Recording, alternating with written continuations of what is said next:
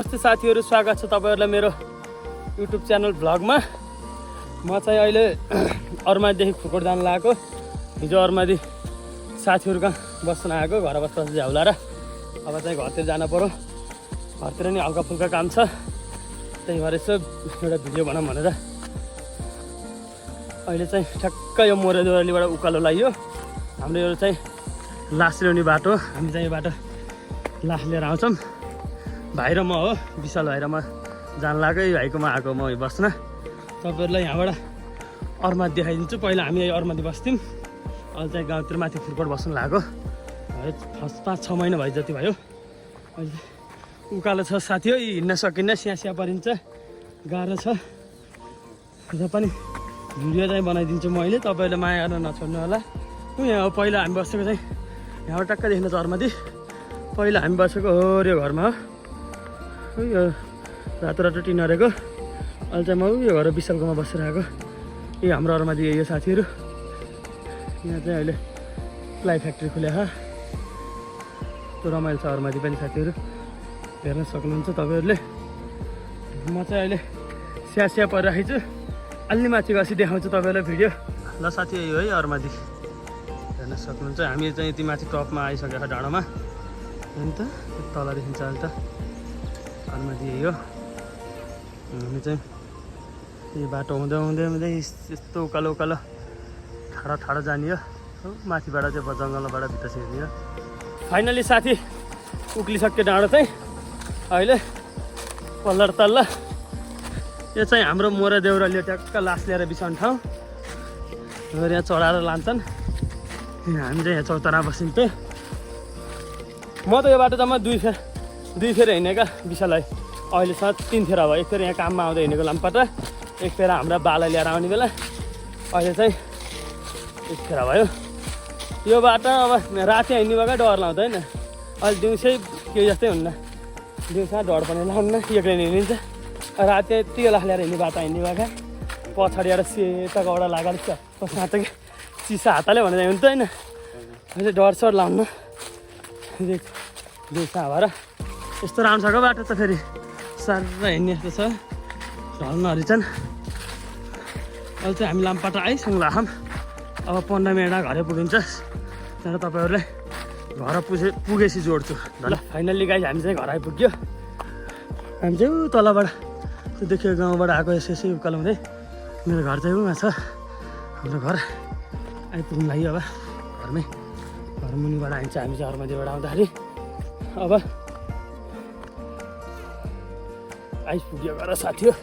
है चप्पल खस्यो त, मेरो त कहाँ पुग्यो यस्तो छ। चप्पल खस्यो नि तल ढिला पनि पुन्छ घरबाट, म खस्यो भने जानु रोटा पुन्छ। ल फेरि एकछिन पछाडि फेरि भेटौँ साथीहरू। साथीहरू मेरो चाहिँ घर आएको काम भनेको यही हो। यो रङ लाउने काम बाँकी थियो, यो रङ लाउनु लाखौँ। मैले र विशाल भाइलाई फकाइ मैले रङ लाउन ल्याएर आएको। अर्मादी गएको ल्याएर आएको, यसलाई रङ लाउन ल।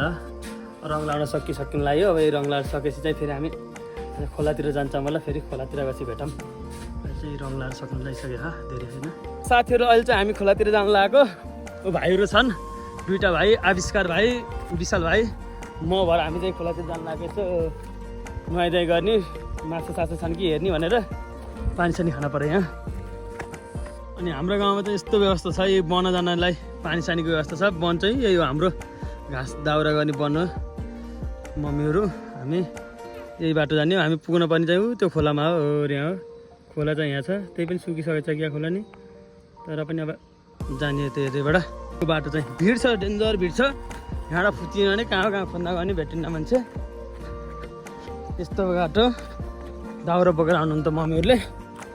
अहिले चाहिँ म यो खोलामा झन्डै 8-9 वर्ष पछाडि नै आएँ क्या। पहिला हामी अर्मातिर बसिन्थ्यो, अहिले यो खुर्कोट बस्न लासी बल्ल आउनु लाग्यो। पहिलोचोटि आउनु लाग्यो खुर्कोट बस्न लासी। सानामा खुब आइन्थ्यो बाटो, दिनको 2 फेर आइन्थ्यो। आयो पौडेर घर गयो, फेरि घर गएपछि फेरि आयो पौडिन। ओहो नि कम्ती हिँड्थ्यो बाटो फेरि यस्तो डेन्जर छ क्या। केटाडिया त हिँड्ने जस्तो पनि छैन, कहाँ हिँडेर फुत्किनु भने खोलामा पुग्छ, सिधै खोला। अहिले जानु त चाहिँ गइन्छ, अब आउने बेला हावा फुस्किने होला। यो उकालो हिँड्दा यस्तो ठाडै छ उकालो, घाम पनि चर्क्क लाग्यो, चर्का गोला पुक्क डाइ फान्ने जस्तो। पानीको अवस्था कस्तो छ पानी झ्याम्म भइदियो त अन्त ओहो खोलोमा चप्ला चुपुक्क सुकिया जस्तो छ है। ल फाइनली साथी खोलामा आइपुग्यो हामी चाहिँ। खोला सोलो सुकेर यस्तो बिजोग रहेछ कसिएर आयो त्यत्रो उकालो लिएर ओह्रालो। यहाँ झै यस्तो ताल्दा त पानीको ओहो माछा त रहेछ नि हेर त गएको सर गर्दै उता गएको एउटा माछा त मेरो बाबा माछा माछा यार कति ठुलो माछा हो। ल साथीहरू अहिले चाहिँ हामी काफल खाने काफलको रुखतिर हिँड्न लगाएको। बाटोको अवस्था यस्तो छ है केटाहरूले छोडेर गयो मलाई यस्तो छ पाहाड पर हिँड्ने ढुङ्गा ढुङ्गा सानसाना त खुब पाएर खाइन्थ्यो अरे यहाँ अहिले त धेरै बनाएको जम्मै खोलाले यस्तो बनाएको छ बाटो यस्तो छ बाटोको ताल।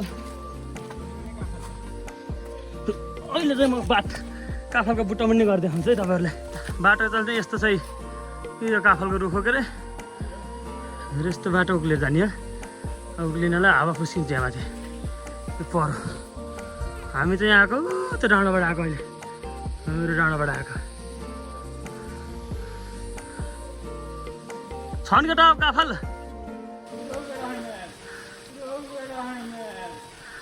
ल पक्कै खानु ल ल।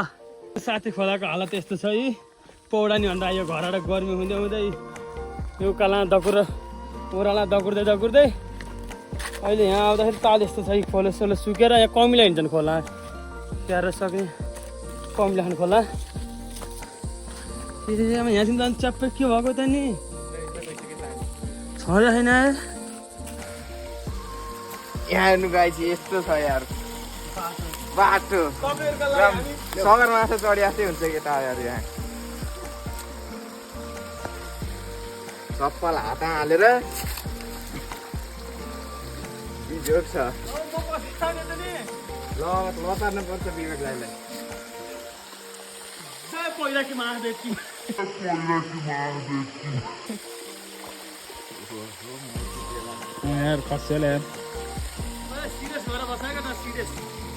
रुक्नु हामी जान्छौँ यार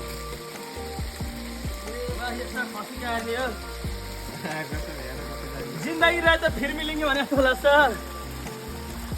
यता जान्छ यता कता र यता गएको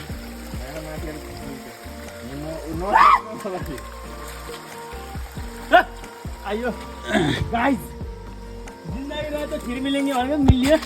ल हेर्नु साथी अब के अरे पानी अमला काफल रुख काफल काफल पाइएन अच्छा एउटा त रहेछ क्या भाइ एउटा रहेछ क्या देखेर अघि चन्नी रस एउटा त भेट्टा ल फाइनल्ली एउटा ल देखाउ त एउटा चाहिँ काफल भेट्टा यो रोइन्छ भने पानी मलाई म त चाहेको त। ल हेर्नु साथी यहाँसम्म आएको हिँडेर त बाटो हिँड्दा त बाटो हिँड्दा त यसले यस्तो टाढो जाने भन्छ अरे यो परबाट त खस्यो नि क्या नि र ए खस्यो भने यस्तो त सकिन्न। अहिले चाहिँ हामी फर्किँदैछौँ यहाँ बाटै रहन्छ माथि बाटै बन्द रहेछ यत्रो दुःख गरेर यहाँसम्म आइयो यहाँ त बाटो नै ब्लक रहेछ। यहाँभन्दा अब परेर चाहिँ उक्लिनै सकिएन ज्यानको बाजी राखी गएर भात खाइदियो होला जस्तो लाग्न साथीहरू हामी त फर्किनु अझै धमीको पानी आएन भने चाहिँ कति। ल फाइनली साथी हामी फेरि पनि आइसक्यौँ जहाँबाट सुरु गरेको थियौँ त्यही ठाउँमा आइसक्यो यो उकालो हिँडेर भाइहरूले पानी खान लाखन्। हामी चाहिँ अहिले उहाँ त्यो मेसिनले खन्ने थियौँ पाउट यहाँदेखि पुगेर आएको अहिले यत्रो बाटो यसो हुँदै खोल्छ टर्निङ लिएर यसै यो उकालो उक्लेर यहाँ आइपुग्यो। ल साथी हामी चाहिँ अहिले आइसक्यो घरै आइपुग्नु लागिसक्यो अब 2 मिनटमा घरमा पुगिन्छ।